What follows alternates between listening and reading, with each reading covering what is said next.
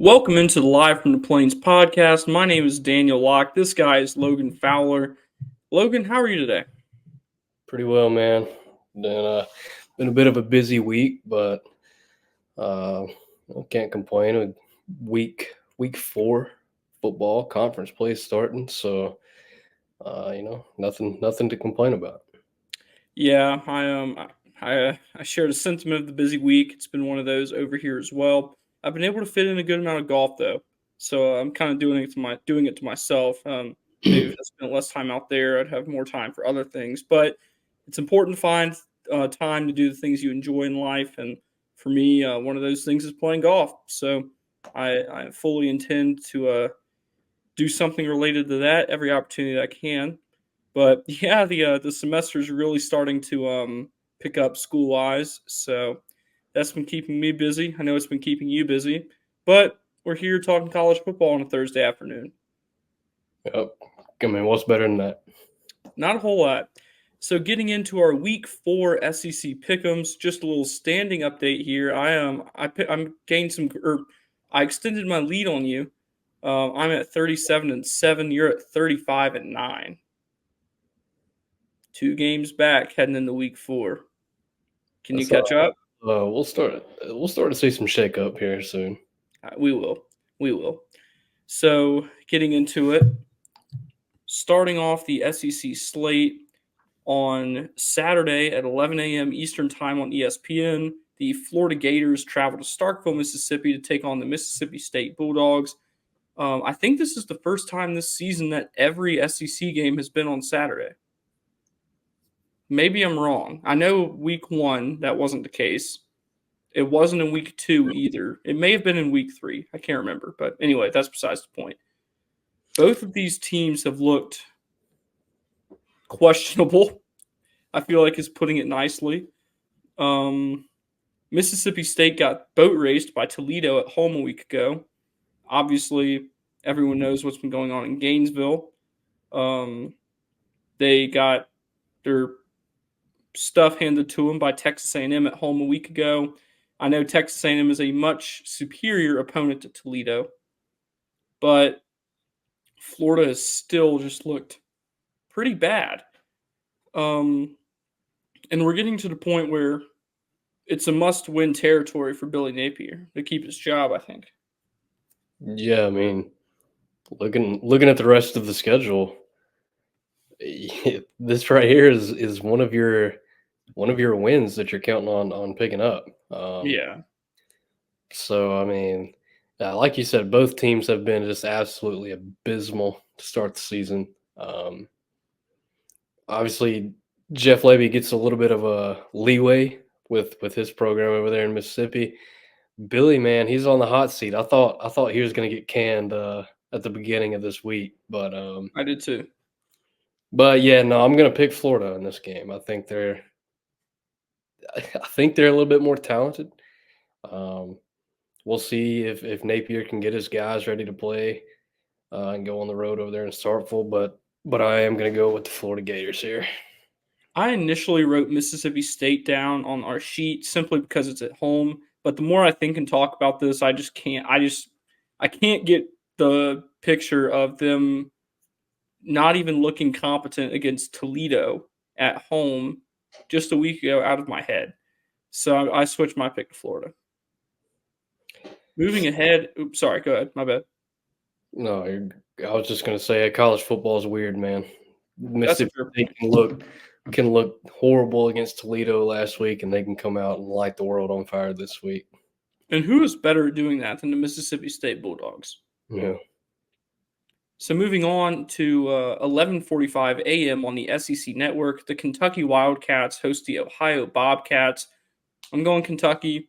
They've looked bad this year, but I would be shocked if Ohio makes some noise in this one. But I could see it being close at halftime. I really can. Early kickoff always benefits the road team, and I just don't. I just don't see Kentucky showing up ready to play. However, that win against or not win, sorry, that giving Georgia a close call a week ago, also at home, right? That was in Lexington. Hmm. Um, Granted, it wasn't night, but still, you give the one of the top teams in the country a scare at home. That might have instilled some confidence in the Wildcats.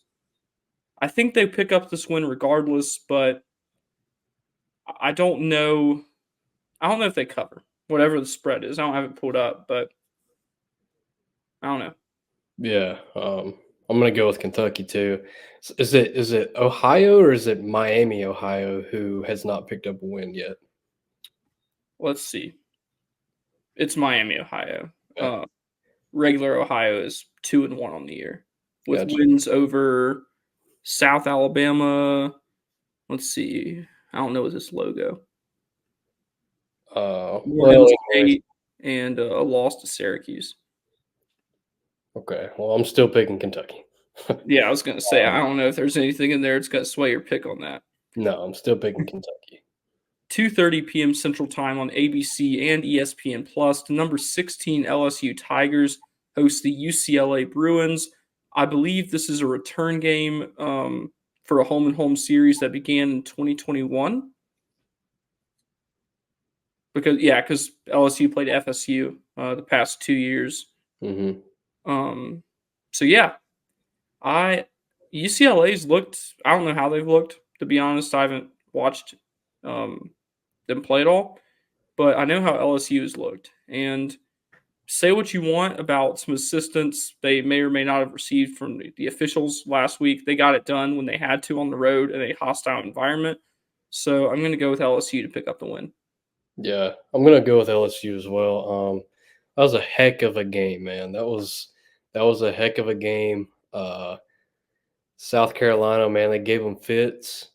Um, but like you said, I mean, ultimately they came out with the win, and that's what matters. And they're back in Death Valley now. Primetime game. I think they'll get this one done pretty easily. Skipping a little bit ahead here, we'll circle back to Auburn at the end. The number 7 Missouri Tigers, who picked up a win over my Boston College Eagles a week ago, they host Vanderbilt this week at 3:15 p.m. Central Time on the SEC Network. Vanderbilt's coming off a road loss to the mighty Georgia State Panthers. Um, I don't really see a way that Vandy wins this game other than it's college football, and to an extent, you never know. Yeah. Obviously, I'm going to go with Missouri, but man, that Vanderbilt loss really shakes things up for them. They were looking at starting off 3-0, already hitting the over on their win prediction for the year, but went over there and lost to Georgia State. So yeah, I mean they're not going to go in and win this game against Missouri. So yeah, I'm going with the Tigers. Yeah. Moving on to the slate of 5 night games at 6:30 p.m. Central Time on ABC and ESPN Plus. The number 15 Oklahoma Sooners host the number 6 Tennessee Volunteers, and I'm going Tennessee, but this is one where this is the pick I'm making this week that I'm the least confident in. Yeah, I mean Josh Heupel, um, returning's Norman. Um, it's obviously it's gonna be an exciting game. First true road test for Nico. I'm not even gonna try to pronounce his last name. He's looked really good this year. Tennessee has looked really good this year as a whole. Oklahoma has not really impressed this year. They're still kind of trying to find their offensive identity. Um, think it could go either way. It really could. But I'm gonna go with Tennessee. I think they've got a little bit too much firepower on the offensive side of the ball, and I think that they have shown that that they can hang with the best on defense as well. The number 20 or 6:30 p.m. Central Time, ESPN Plus, SEC Network Plus. The number 25 Texas A&M Aggies host Bowling Green. No need to really dive too deep here. I'm going with Texas A&M to pick up their second or yeah, they're undefeated. I think right. They lost week No, one to Notre Dame. right. That's right. I think they pick up their third straight win. I agree. Still in the 6:30 p.m. Central Time window on ESPNU. That's big time right there. The South Carolina Gamecocks host the Akron Zips. South Carolina coming off that heartbreaking loss against LSU a week ago. Akron is Akron. So I think that South Carolina is going to let off some steam here. Yeah, South Carolina. Going back to the A&M game, just where is did I miss the update on Wigman? Connor Wigman, is he still hurt? I haven't seen. Yeah, I mean Marcel Reed went in there and showed out last week against Florida. He had a really good game. But I was kind of confused as to where Wigman was. I guess I must have missed that update on him if he was still injured or not. I feel like it's clear to everyone listening to the show that school has really started to pick up. Yeah. Okay, moving on. The number 5 Ole Miss Rebels host the Georgia Southern Eagles at 6:45 p.m. Central Time on the SEC Network. Ole Miss, Yeah, they've had a joke of a schedule thus far. they really have. Like the most tough team on there is, didn't they play Memphis? Played Wake Forest last week, maybe. Of I course. mean, Yeah, they didn't play Memphis. I was thinking of Middle Tennessee State. yeah. Yeah. I don't know what it is about Ole Miss and just seeming to always get a cakewalk of a schedule. Yeah, Like always. it's been a cakewalk so far. But I mean, once they get into SEC play, I mean, you're looking at a pretty loaded SEC right now with Georgia, Texas, Tennessee, Ole Miss. I mean, Missouri. That's like half your top 10 right there. So Mm, obviously these teams will start playing each other and knocking each other out of that top 10. But I mean, I think that's pretty telling that you've got that many SEC teams right there inside the top 10. And yeah. yeah, so So in yeah, the second, sorry, go ahead. I was just gonna say I don't know if I made my pick. I'm going Ole Miss. So the second to last SEC game of the week, the last one to kick off at 7 p.m. Central Time on ESPN Plus and SEC Network Plus. The number 1 Texas Longhorns host the UL Monroe Warhawks, and I think that Texas is going to take UL into the woodshed. Yep. In our last SEC game of the week, one of 2 SEC games to be on ESPN, joining Florida, Mississippi State. That's not as good company as I thought it was when I first scrolled up. The Auburn Tigers host the Arkansas Razorbacks at 2:30 p.m. Central Time at Jordan-Hare Stadium, and we'll obviously get more in depth with this one in a few minutes. But preliminary prediction, I think Auburn gets it done. I think so too. I'm kind of back and forth on it. Um, but I do think that Auburn can win this game. The over-under is currently set at 56.5, and Auburn is a 2-point favorite. ESPN's FPI is giving Auburn a 58.6% chance to win, leaving Arkansas with a 41.4% chance to win. Just some statistical leaders. For Arkansas, Taylon Green leads the way for them in passing with gone 53-94 on the year, 806 yards, 3 touchdowns, 2 picks, and another dual threat quarterback. And according to Vivid Seats, you can score a ticket to this one for as low as $7. So if you're an Auburn fan who lives somewhat locally and you don't have anything to do this weekend, there you go, $7. Yeah, that's crazy. Yeah, SEC opener. I don't know. I'm interested to know what those prices would look like if they beat Cal. Yeah, probably wouldn't be $7, It'd probably be like 30, 40. but that's still really cheap. Yeah, no, for sure. But yeah, so Arkansas is 2-1 on the year. They opened up the season with that blowout 70-0 win over Arkansas Pines Bluff. Then the next week they went on the road to Norman, Oklahoma and lost 39-31 to the number 16 Oklahoma State Cowboys. Was that in overtime?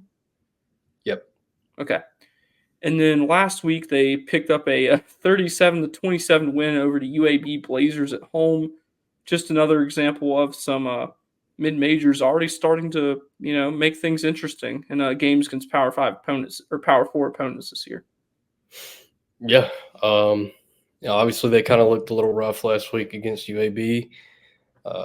Still got the win, so I mean you can't complain too much there. Uh, that 70 to nothing win over Pine Bluff.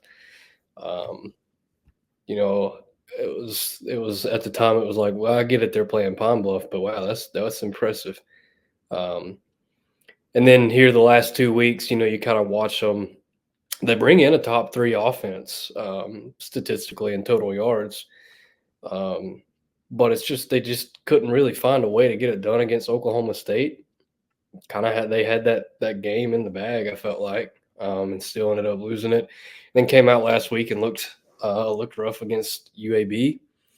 Um, but I think a big storyline here for this game is, I mean, obviously that offense has some playmakers. Taylon Green, he's electric.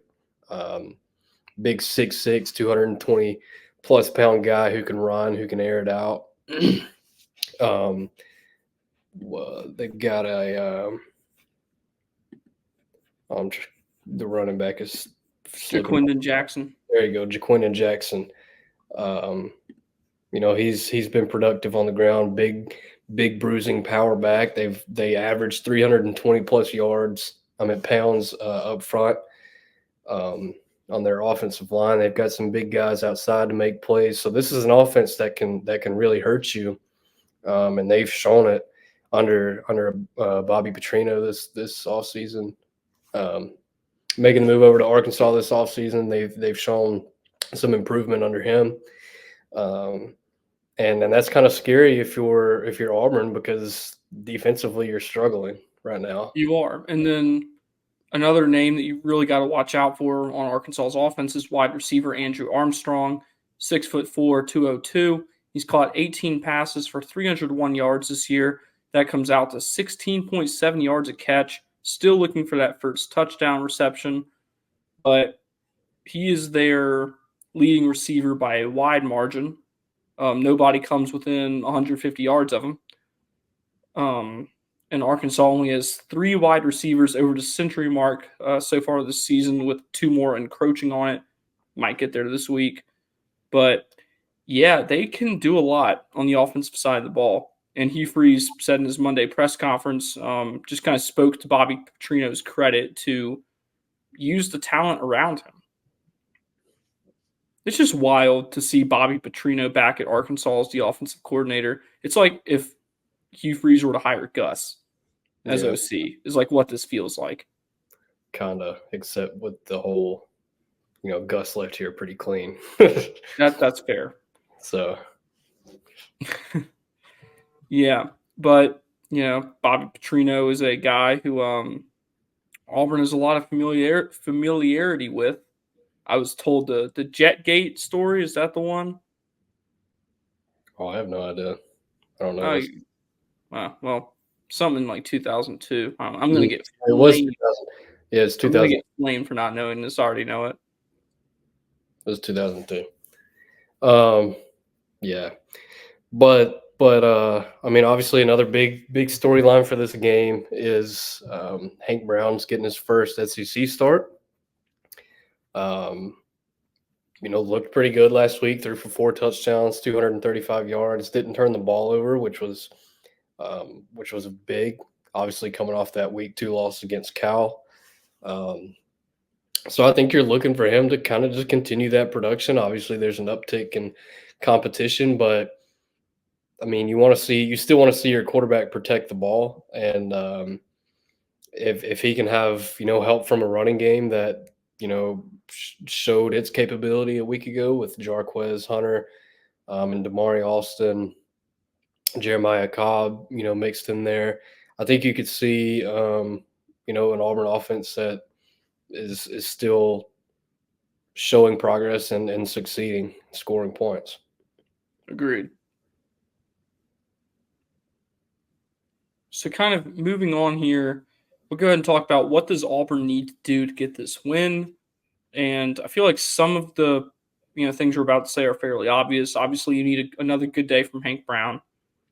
Um, if Jarquez Hunter could press uh, the repeat button on what he did last week, I think Auburn wins this game pretty handedly. Yeah, I mean, obviously, you want, like I just said, you want that production from your running game to continue.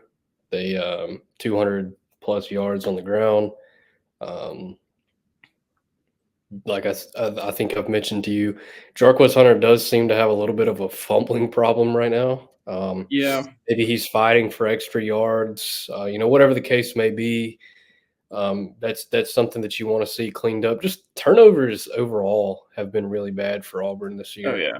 Special teams and offensively and defensively, not I don't really. think I want to see Keontae Scott go back there any this week. Yeah, I mean he's struggled. Obviously, we talked to Freeze Monday, and he said that's got to get cleaned up. When he catches the ball, he's electric. I mean, that Yeah. guy he can do something with the ball in his hands, but he's struggled with that. I think I saw 7 muffed punts in 3 years, so it's not very good. Um, and he also noted that Malcolm Simmons could be a guy that you could see in that position. Um, Yeah. Keandre Lambert Smith, Will Upton, some of those guys. So I mean, that'd be interesting to see who is fielding punts. Yeah. Yeah. So kind of moving on from that, just how important is this win for Hugh Freeze's tenure at Auburn?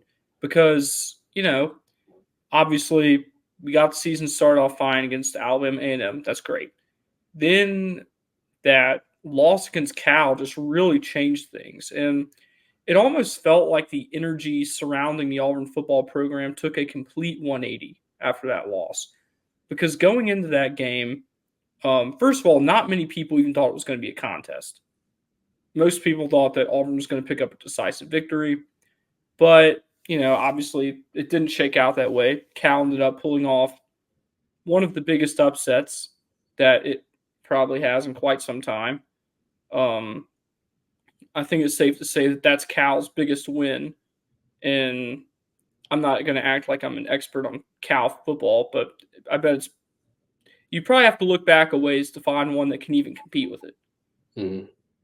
So the energy just really took a hit, and a lot of the expectations for this season, it seems like everyone kind of before that game was thinking 7-5, 8-4, 9-3. After that game, you had people predicting Auburn like to not even win 5 games, which I think is a little extreme. Yeah. That did that change my opinion on Auburn? Yes. Did it have that big of an effect? No. I just walked my prediction back from 8-4 to 7-5. But how important is this game for Hugh Freeze to win? It's big.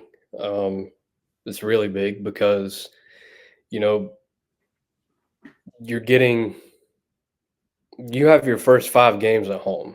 So obviously you were looking to win every one of those games. You came up short. But it's big, like you said, for the energy not to just completely take a nosedive. You don't want to lose the fans this early into the season. No. That I think it's big for both of these coaches. I mean, Sam Pittman's facing tough times in Arkansas right now. Obviously, I don't think Hugh Freeze would be on the hot seat or anything like that.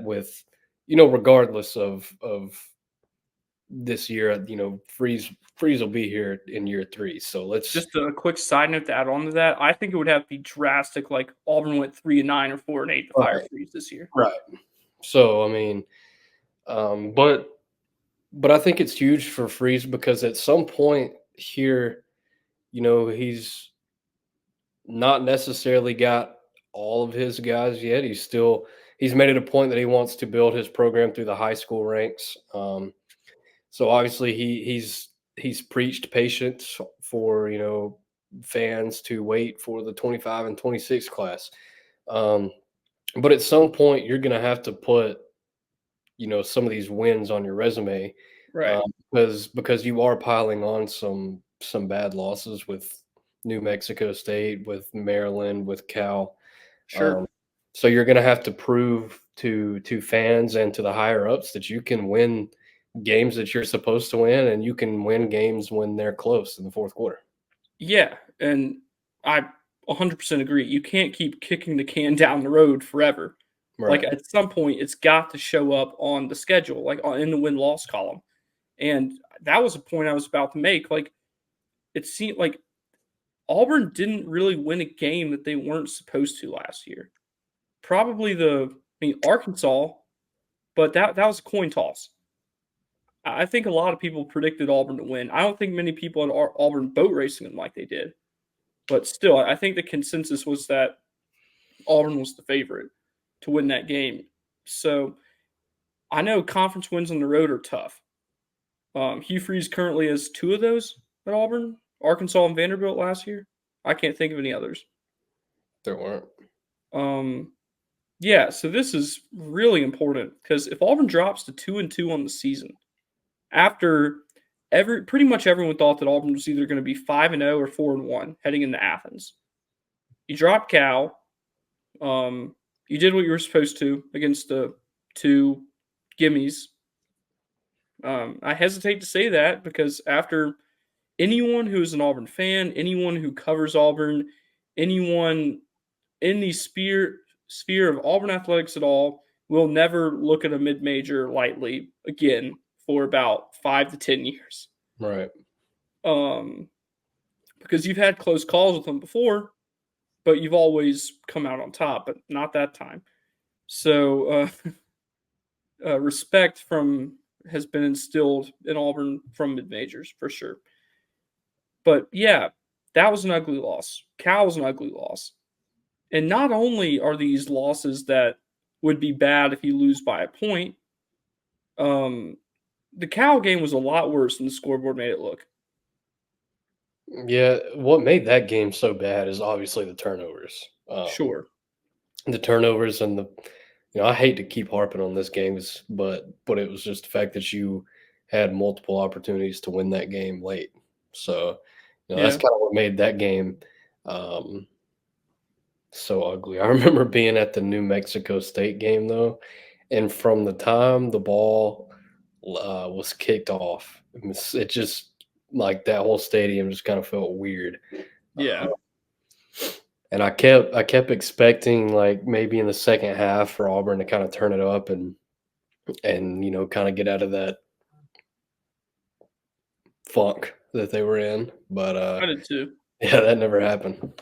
Nope. They just never woke up. And yeah, like you said, like we are kind of, it does seem like we're harping on these old losses, but I still think that they're very important to this narrative. That Hugh Freeze is still trying to prove that he's the right coach for the Auburn Tigers. And I'm not going to get into the conversation of if not Hugh, who, because I don't think we're not at that point yet. Mm-mm, If Auburn loses Saturday badly, we're not at that point yet. mm-mm. Um, if Auburn loses Saturday, loses again next Saturday, loses in Athens, and all of a sudden you're 2-4, then then maybe With because game, you, yeah, with yeah, games left in at Missouri, at Kentucky. You got to go to Tuscaloosa. You still got A&M coming to Jordan Hare at the end of the year. So, I mean, yeah, that would be that. I mean, like I said, you got to start showing. You got to start putting some of these wins on your resume. yeah. So we'll see if Hugh gets it done. What's your score prediction for Saturday? Um, I am gonna go Auburn. Like I said earlier, I think I think they're gonna have to get a special team or a defensive touchdown somewhere in there. Um, like I said, this Arkansas offense is pretty electric, and this Auburn defense has struggled. Like another big storyline for this game is um, Petrino versus Durkin. Is one having an advantage over the other? Who knows? They were both on staff last year. under Jimbo Fisher at Kentucky at A&M. Obviously, T. Will's coming back to Jordan-Hare Stadium with a little bit of a sour taste in his mouth after Auburn hung 48 on him last year. But I am going to go with Auburn, and I think that the score could be somewhere like 35 to 24 or 28, somewhere in there. I'll go with 35-24 Auburn's way. Okay. That's about what I've got. I think it's going to be decently high scoring. I think it'll hit the over. I'm going to go Auburn 38, Arkansas 27.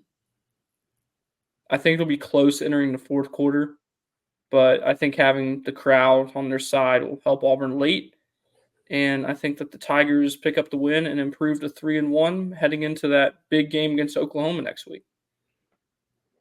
Yep, I agree. So I think that's about all the time we have today. You can find my written work at Auburn Tigers on SI.com. You can follow me on Twitter at Daniel J. Locke. You can keep up with the goings on of my life on Instagram at the Daniel Locke. Yep. You can find my written work with 1819 News, also with the Auburn Plainsman, and you can give me a follow on X or Twitter at Logan F. Fowler. Appreciate everyone listening, and we will speak with you again soon.